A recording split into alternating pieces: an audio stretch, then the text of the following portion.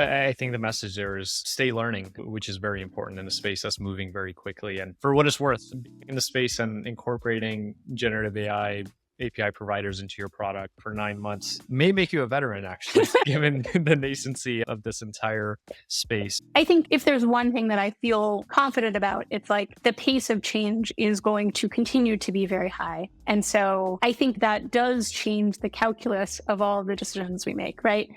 Our teams watched OpenAI's Dev Day on a screen in a conference room, and real time as it was happening, we went like, okay, we should stop doing that thing. We should stop doing that thing. We should do more of that thing. We should test whether this thing is better than the thing that we have. I think we will see that from other providers. And there will just be so many things that we can't predict.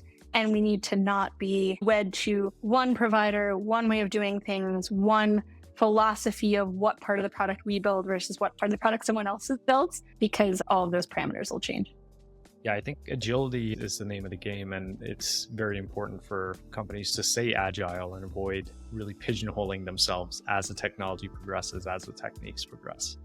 It's also super exciting as a company that does not have an ML AI like homegrown function, right? Just the democratization of we now can all have access to these really amazing experiences for users, to these really incredible technology. It feels very exciting, especially as a product manager who works in an organization that builds things, who cannot actually build them myself. Right. I feel like that's a little bit of the analogy with Gen AI. Like Airtable would have to invest such a huge amount of money to be able to give all of our customers the ability to translate anything in their base. But now we just have it, right? We can give that capability to our customers, which is really exciting.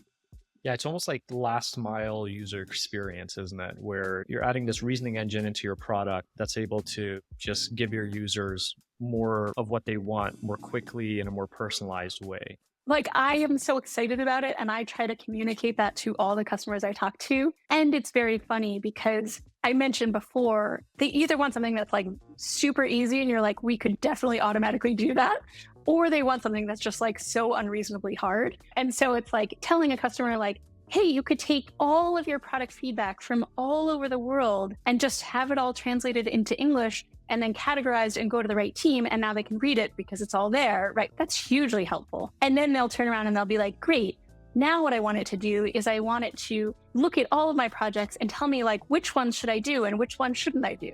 And you're like, it's not a magical robot that can tell you what the best strategy for your business is. If you had in your system to be able to measure the impact of X project versus Y project, then you could conceivably create a system that could do that. But just having all these projects, the AI is not going to tell you like what you should do. And so those are examples of such powerful technology, and also is hard for people to understand what's possible and what's not.